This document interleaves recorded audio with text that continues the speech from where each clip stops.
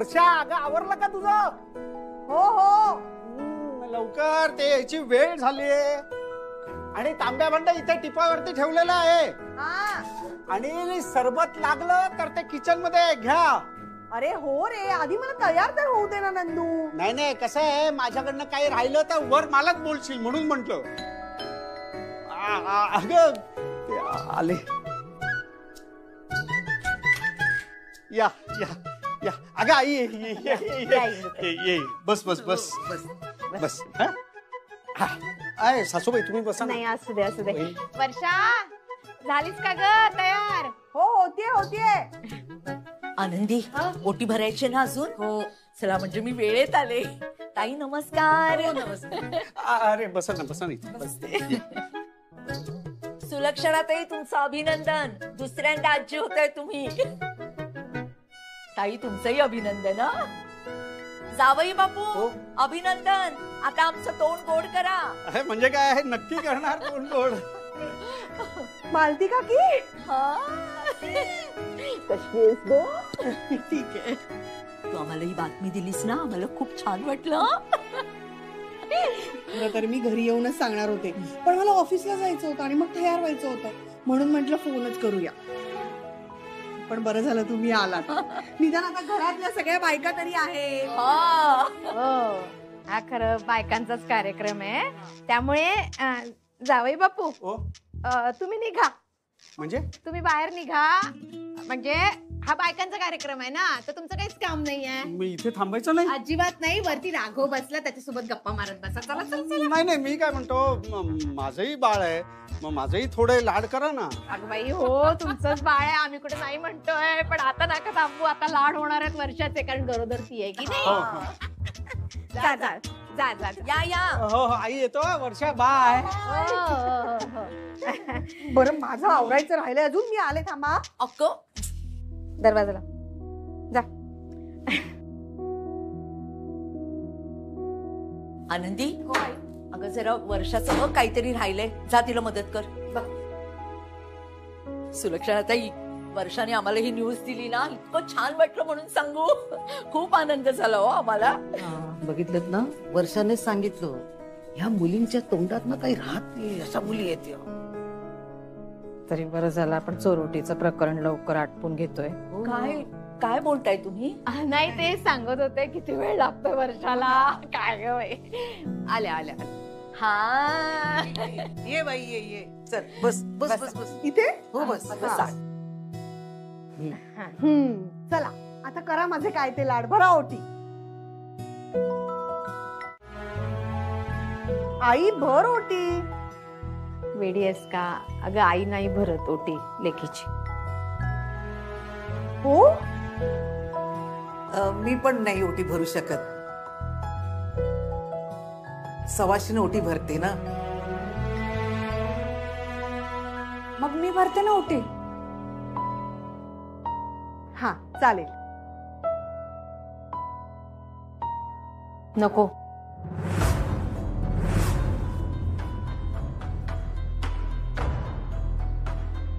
आनंदी, तू नको भरूस ओटी.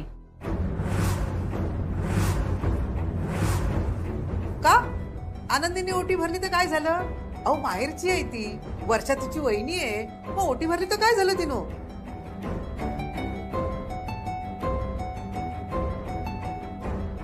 काय झालं आई? आनंदीने ओटी का नाही भरायची? अगं, ओटी आईच्या वयाच्या बायकांनी भरायची असते. आहे ना मालतीताई. मालतीताई भरतील तुझी ओटी. अहो, चालते हो, तरण्या मुलीने ओटी भरली तर. आणि हो, या मुलींनाच एकमेकींना सांभाळायचंय. आता तुमची सून माझ्या सुनीची ओटी भरते. आनंदी गरोदर राहिली तर वर्षा तिची ओटी भरेल. आता त्यांच्या हातात संसार सोपवण्याची वेळ आलीये. हो, पण चोर ओटीच आहे ना, तर एकीने भरली तरी चालते. अहो, मालतीताई भरते. मालतीताई भरा. अहो, भरू दे ना दोघींना. आनंदी तू पण ओटी भर.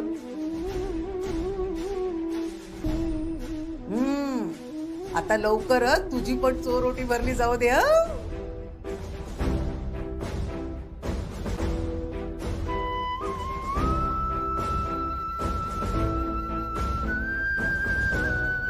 आई तुम्ही भरा ना ओटी.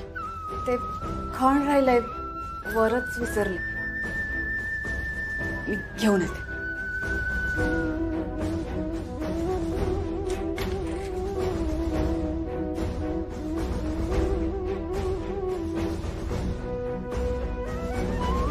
आई काय चाललंय तुझं? मी काय केलं बाई? मी तर विषय नाही काढला. हे बघ, तू बोलत नसलीस ना काही तरी आनंदीला कळतंय तुला काय म्हणायचंय ते. ती निघून गेली बिचारी इकडनं. अहो सुलक्षणाताई, आनंदीनं ओटी भरली तर काय अडचण आहे?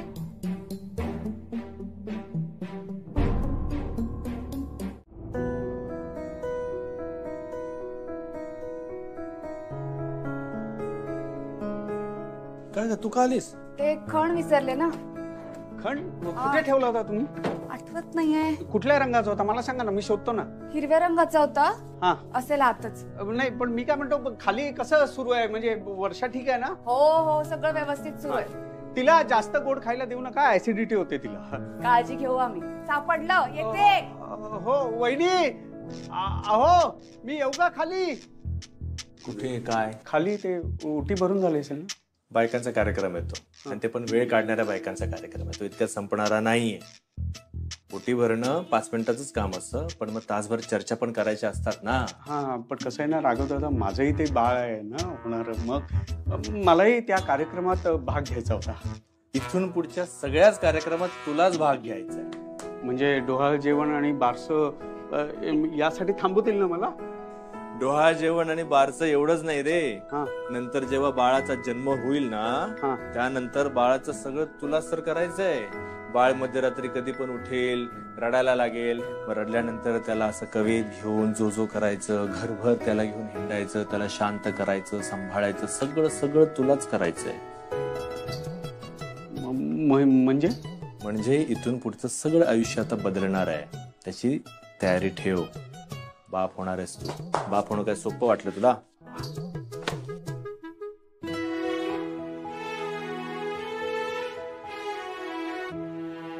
वर्षात आनंदी म्हणून गेली ना, नाही भरणार ओटी म्हणून, तरी तुझा हट्ट काय आहे गा?